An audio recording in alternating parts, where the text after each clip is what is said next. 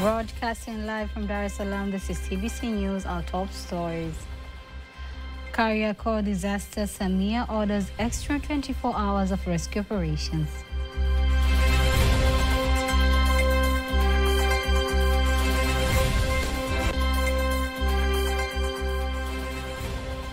Dr. Mwinyi in Zimbabwe ready for SADC extraordinary summit.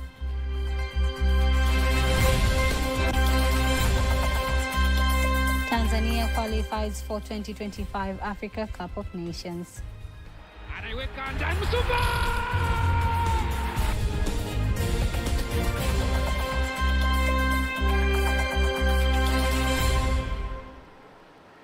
Good evening, I am Teddy Mparinyanga. You can also follow us live via YouTube channel TBC Online, and also get all the latest news through our Instagram, Facebook and X pages at TBC Online. President Samia Suluhu Hassan has announced an additional 24 hours to rescue people trapped in a collapsed building at Kariakor in Dar es Salaam. In a statement issued today by the Director of Presidential Communications, Sherifa Nyanga, it states that the President gave the directive during a telephone conversation with Prime Minister Kassim Majaliwa regarding the ongoing rescue operation. President Samia has expressed optimism that with divine intervention, some victims might still be found alive beyond this period, despite the standard 72-hour time frame for rescue operations having elapsed. The rescue operations began immediately on Saturday when the building collapsed in the bustling business center.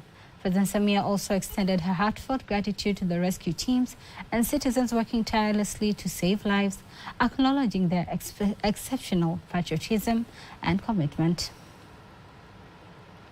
And on to the next news, the President of Zanzibar and Chairman of the Revolutionary Council, Dr. Hussein Ali Mwinyi, has arrived in Zimbabwe, where he was received by the Attorney General of Zimbabwe, Virginia Mabiza, along with other various government leaders of the United Republic of Tanzania, including the Minister of Foreign Affairs and East African Cooperation, Mahmoud Thabit Kombo, and the Ambassador of Tanzania in Zimbabwe, Ambassador Simon Nyakoro Siro.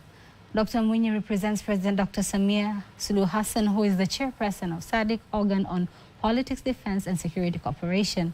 The two-day summit will discuss various regional issues, including defense and security situation, political conflicts among the SADC member countries, the evaluation of the election results, and the current political situation in Mozambique.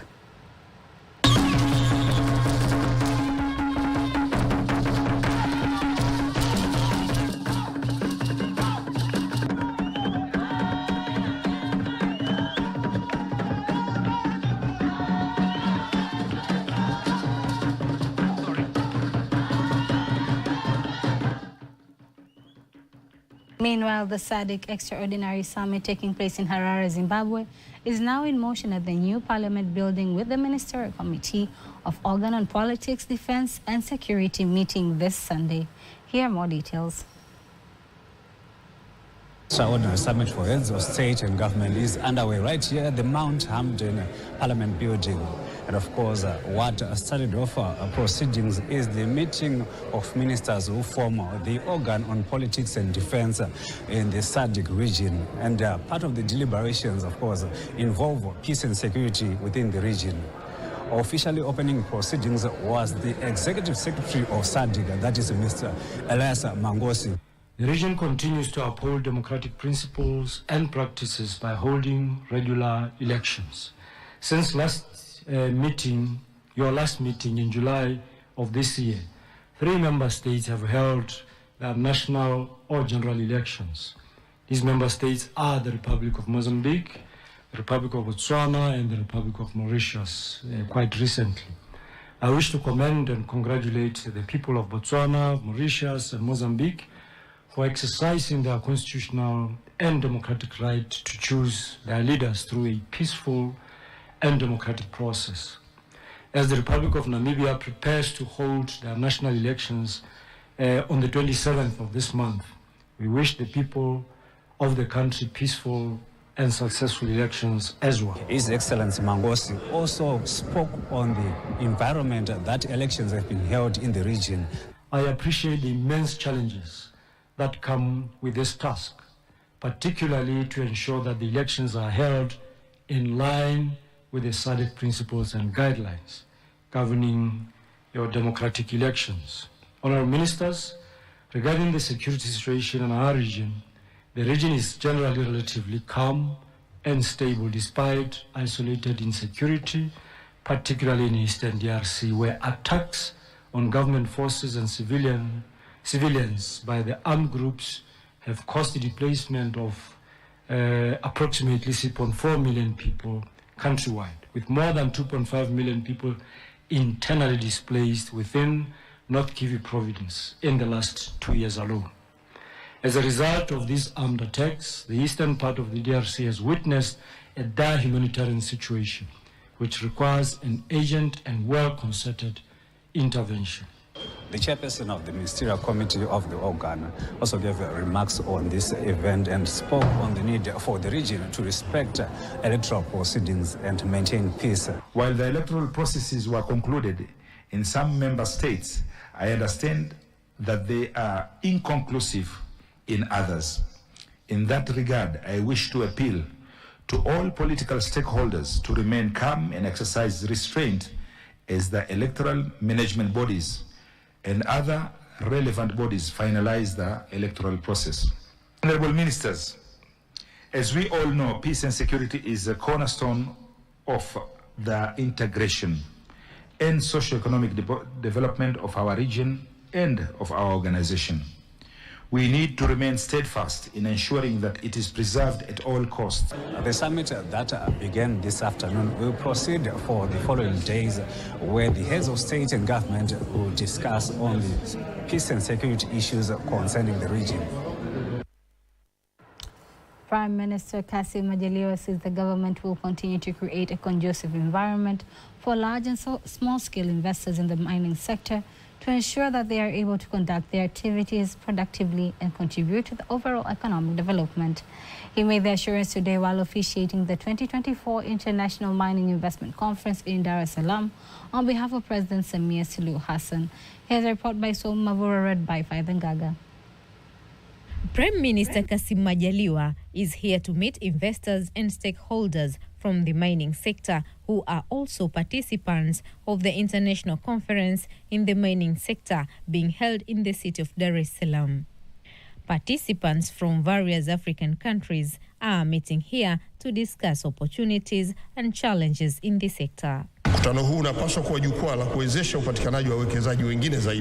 This meeting should be a platform to facilitate access to more investors from friendly nations around the world which have modern technology to empower them in the mining sector to be successful. This will help a lot to increase capital and bring about new technology that stimulate the development of the economy. The government underscores the importance of value addition in the mining sector before exports. In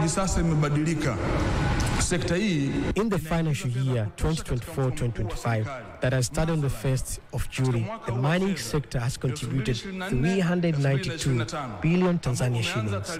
Stakeholders in the mining sector acknowledge the government's support to improve the environment to speed up development in the sector. Value addition is very important because most of the material which you are getting in Tanzania up to now, the majority of it is exported as raw. But when you export it raw, you miss a lot. You miss some money, you miss some taxes, you miss even the employment of the people. So the job which is supposed to be done in Tanzania by Tanzanians is being done abroad, which benefits them, not us. So with the value addition process, it means everything is going to be from here. We'll be exporting finished products. So we're here as sponsors and also as exhibitors.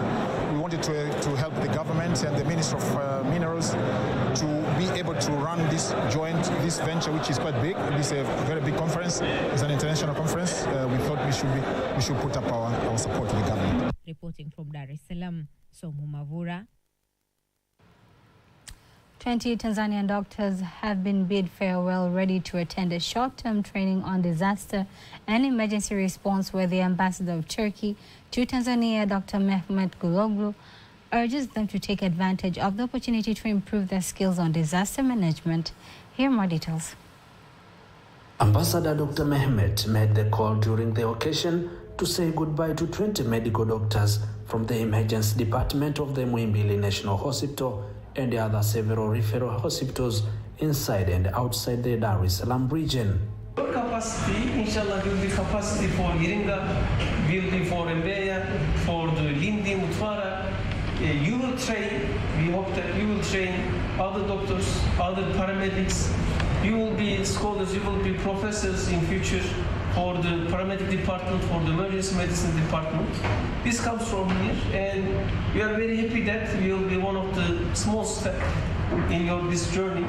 On the other hand, the Deputy Vice Chancellor of the Muhimbili University of Health and Allied Sciences, MUHAS, Professor Emmanuel Balanda, said that the existence relationship between Tanzania and Turkey have been beneficial to the health sector. So we are really honored to have the group of 20 physicians who are traveling, and we have told them that upon their return, there will be train of trainers. In other words, they will train others so that this profession and their skills will remain in country. The head of the Emergency and Disaster Department, Dr. Saidi Klindimo, and some other doctors who expected to attend the training explain how they will use their training to spearhead the much-needed reforms in the health sector. This is important training for us to get the mission, to make sure that we have the good capacity for the disaster response in the... My expectation is to learn more in the people that have a lot of facilities and how to approach the victims of disaster. We hope that the training will make sense and enable us to train more people, at least an average, the scope to increase it, covering up to the level of the paramedics, so that when a disaster happens in our country, for example, the earthquakes, floodings, and the other disasters, we can be able to handle them and save more people. Over the years, Tanzania and Turkey have enjoyed positive bilateral relations, seeking to improve further cooperation between the two nations. Reporting from Dar es Salaam, Emmanuel Samuel, TBC News. The development of Ngorongoro Lengai Geopark is expected to position Tanzania better in attracting more tourists from around the world due to the historical uniqueness of the area, whereby the information delivery system on the history of the area has been named as a World Heritage Site by UNESCO.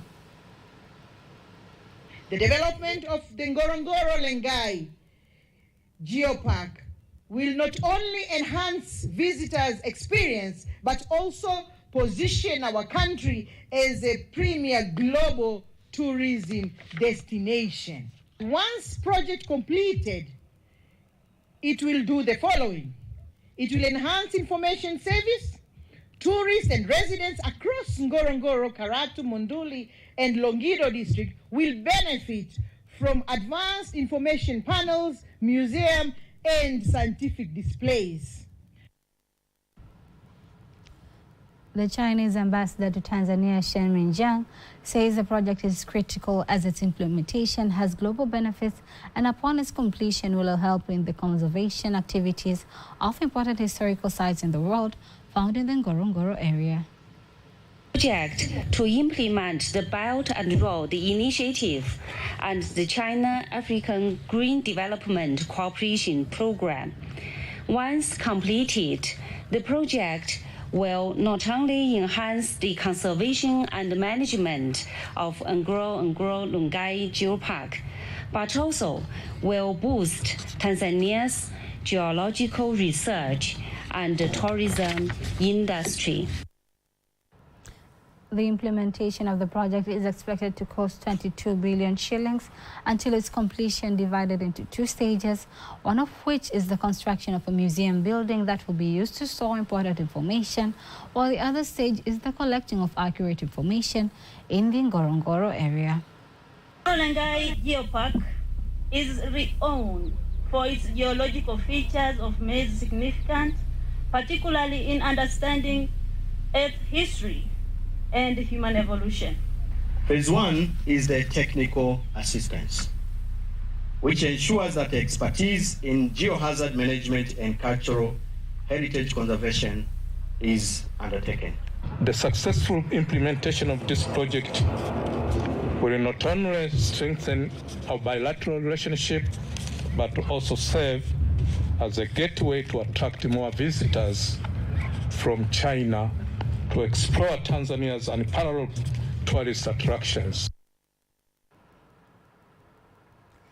The The Tanzania National Business Council, TNBC, has launched a working group on the blue economy, which is expected to explore opportunities available in the sector with the aim of promoting individual economic development and the nation as whole.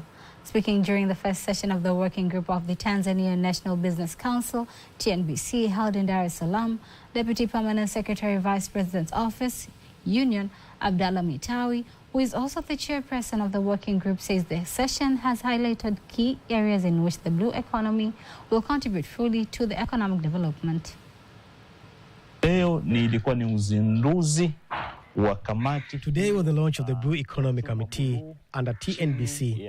Overall, we discussed ways in which, together with the government and private sector, can ensure that all opportunity available in the blue economy benefits Tanzanians through investment and collaboration in the private sector.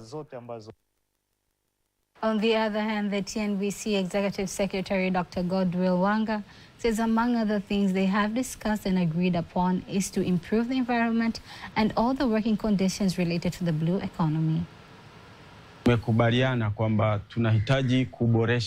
agreed on the need to improve the framework that covers all the areas of the blue economy, known as the Marine Spatial Plan.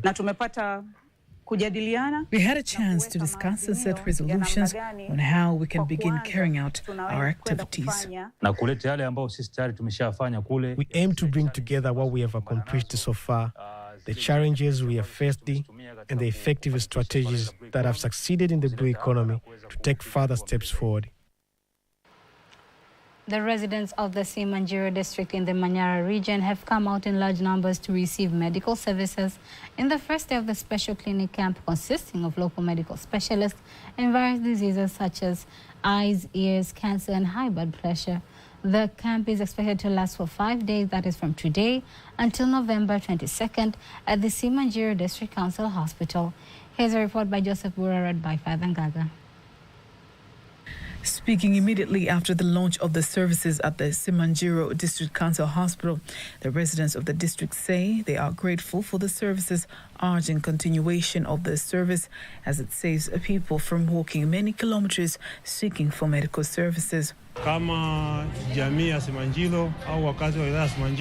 residents of Simanjiro district, we're very grateful for this service because our area faces many challenges, especially with transportation.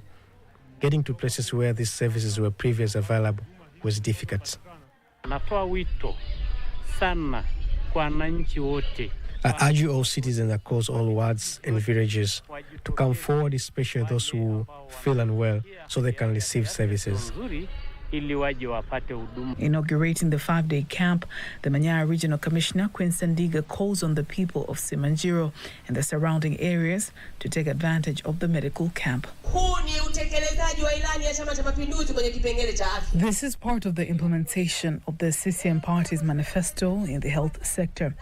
Will continue to improve as per the goals set by Dr. Semesulu Hassan in the manifesto's guidelines for the government to bring essential services closer to the people. The goal is for services to reach citizens, not for citizens to go looking for services. Today, professional medical care has come directly to the people of Simanjiro.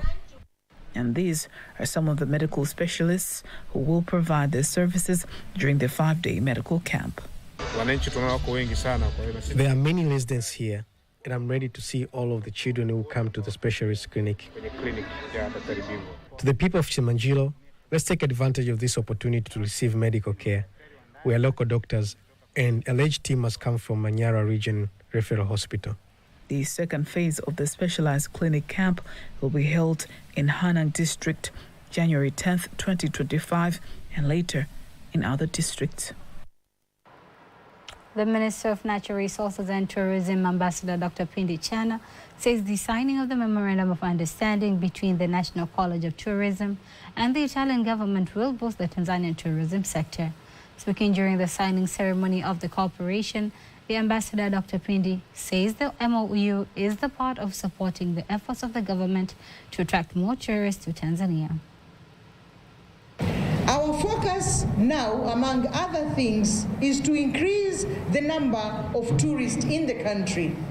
Further, we want to increase the number of tourists from different countries, but including Italy. So this very memorandum of understanding signed here is very important. It increased capacity building, cooperation between our two countries. On the other hand, the Italian ambassador in Tanzania, Giuseppe Coppola, says the cooperation will have various benefits, including upscaling capacity building for tourism professionals, a statement supported by the head of the Tourism College, Dr. Florian Mattei. Share experiences and to work together and to build capacity in Tanzania in the tourist sector which is crucial both in Tanzania and Italy, and it's very important in terms of job opportunities for young people, but it's also a very labor-intensive sector, but also has a lot of positive implications for the development of other sectors. These collaborative efforts will significantly enhance the provision of training in the tourism and hospitality sectors, thereby contributing to the sector's growth, which remains a priority in our country's economy. As local government election enters another critical step from tomorrow, that is campaigning phase, TBC News, we explore leadership qualities that citizens expect the local leaders to exhibit.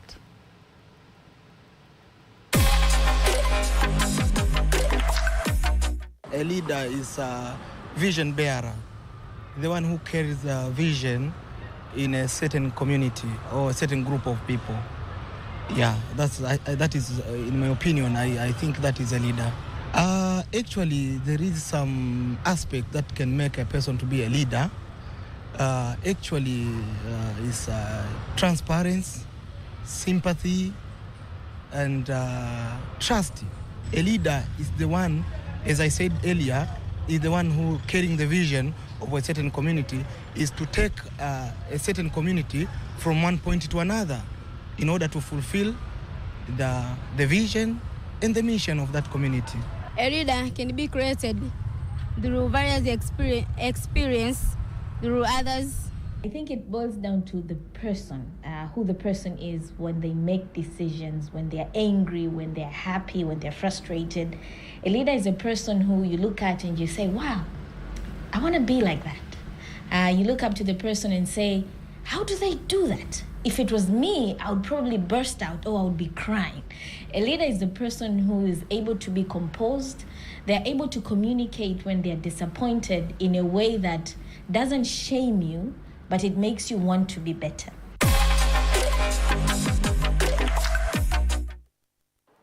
In case you missed any of our stories, remember you can always go to our YouTube channel at TBC Online and watch anytime, anywhere across the globe. Now let us take a look at today's exchange rates according to the Bank of Tanzania BOT.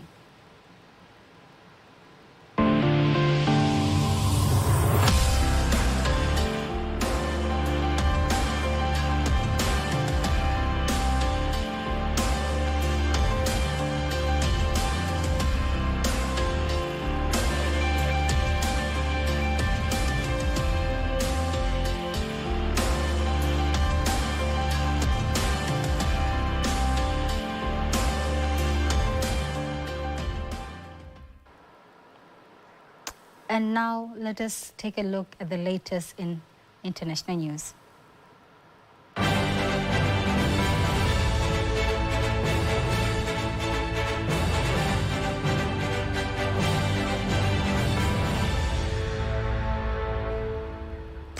Here's Ulua Mohammed with the latest international news.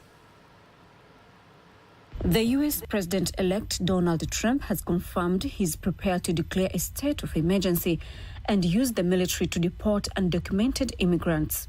Trump has pledged to deport what he calls foreign criminals who have entered the country illegally.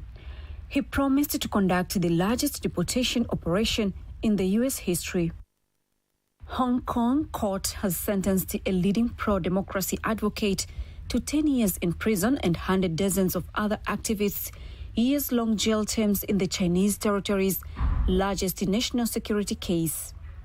Benny Tai, a 60-year-old legal scholar who played a prominent role in Hong Kong's pro-democracy protests in 2014 and 2019, was handed the lengthy sentence on Tuesday after prosecutors cast him as the organizer of a conspiracy by activists and politicians dating back to July 2020. Tai and the 44 others either pleaded guilty or were found guilty of offences related to organizing an unofficial primary election to choose pro-democracy candidates for the city's legislature. That was international news. Sports news up next.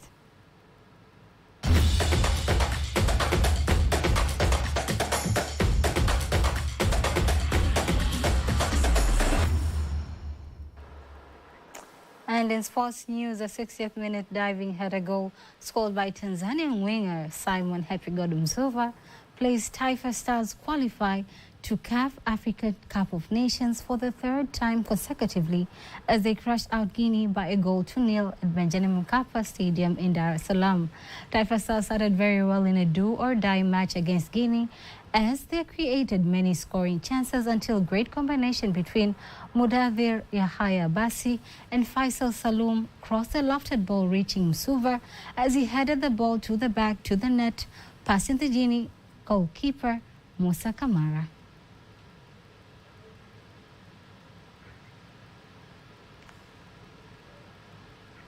As a result, now Taifa Stars has 10 points, taking second position behind Congo in Group H, while their opponents Guinea remains with 9 points as Ethiopia finishes last with 1 point. Congratulations and all the best to Taifa Stars. That is sports news, and now before we conclude the news bulletin for tonight, let us take a look at the weather forecast for the next 24 hours. Hello dear viewers, and thank you for joining us for the next 24 weather forecast. By starting within the patterns, and for tomorrow we expect the light wind of 20 km per hour for a Victoria, Lake Tanganyika together with the southern coast, and moderate wind of 30 km per hour for Lake Nyasa together with the northern coast. And the state of the sea is expected to be slight to moderate.